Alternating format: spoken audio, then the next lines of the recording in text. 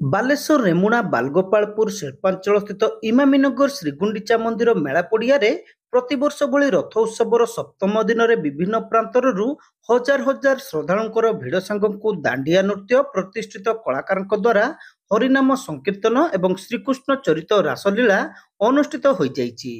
ପୂର୍ବ ନିର୍ଦ୍ଧାରିତ କାର୍ଯ୍ୟସୂଚୀ ମୁତାବକ ଇମାମୀନଗର ଗୁଣ୍ଡିଚା ମନ୍ଦିରରେ ଶ୍ରୀକ୍ଷେତ୍ର ରୀତିନୀତି ମୁତାବକ ସପ୍ତମ ଦିନରେ ମହାପ୍ରଭୁଙ୍କର ସମସ୍ତ ପୂଜାର୍ଚ୍ଚନା ସମାପନ ସାଙ୍ଗକୁ ଆଡ଼ପ ମଣ୍ଡପରେ ମହାପ୍ରଭୁ ଦର୍ଶନ ନିମନ୍ତେ ଶ୍ରଦ୍ଧାଳୁଙ୍କର ବେଶ୍ ଭିଡ଼ ଲାଗିଥିବା ଲକ୍ଷ୍ୟ କରାଯାଇଥିଲା।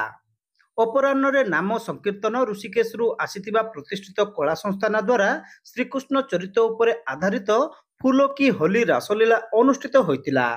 ଅନୁରୂପ ଭାବେ ପ୍ରତିଦିନ ଭଳି ଦିନ 10:30ଟାରୁ 12ଟା ମଧ୍ୟରେ ତୁଳସୀ ଅଭିଷେକ, ଅପରାହ୍ନ 3ଟା30ରୁ 4ଟା ମଧ୍ୟରେ ପଣ୍ଡିତମାନଙ୍କ ଦ୍ୱାରା ଜଗନ୍ନାଥ ଅଷ୍ଟକମ ଶ୍ଲୋକ ଆବୃତ୍ତି କରାଯାଇଥିଲା।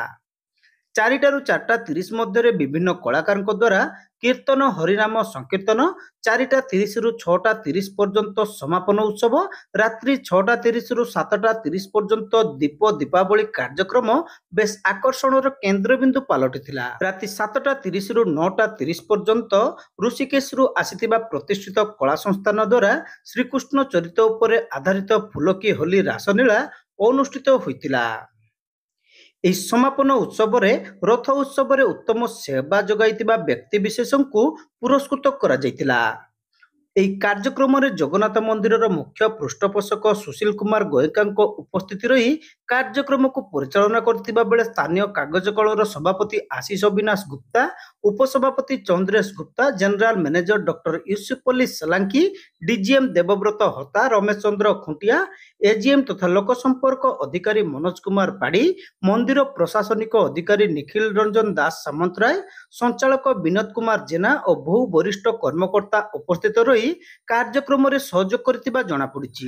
ପ୍ରତିଦିନ ଭଳି ଆଗନ୍ତୁକ ହଜାର ହଜାର ଶ୍ରଦ୍ଧାଳୁଙ୍କ ନିମନ୍ତେ ପ୍ରସାଦ ସେବନ, ପାନୀୟ ଜଳ, ନିଃଶୁଳ୍କ ସ୍ୱାସ୍ଥ୍ୟ ସେବା ଓ ସୁରକ୍ଷା ବ୍ୟବସ୍ଥା ମନ୍ଦିର ପ୍ରଶାସନ ପକ୍ଷରୁ ଗ୍ରହଣ କରାଯାଇଥିବା ବେଳେ ଇମାମୀନଗର ଗୁଣ୍ଡିଚା ମନ୍ଦିର ପରିସର ବେଶ୍ ଜଗନ୍ନାଥ ମହାପ୍ରଭୁଙ୍କର ଭାବ ଆବେଗର ପରିପୂର୍ଣ୍ଣ ହୋଇଛି।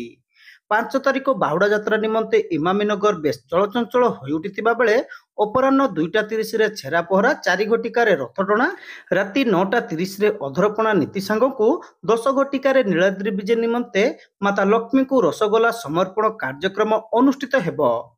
ସେହିପରି 6 ତାରିଖ ସକାଳ 8:30 ଘଟିକାରୁ ମହାପ୍ରଭୁ ସୁନାବେଶରେ ହଜାର ହଜାର ଭକ୍ତଙ୍କୁ ଦର୍ଶନ ଦେବେ ବୋଲି ମନ୍ଦିର ପ୍ରଶାସନ ପକ୍ଷରୁ ସୂଚନା ଦିଆଯାଇଛି।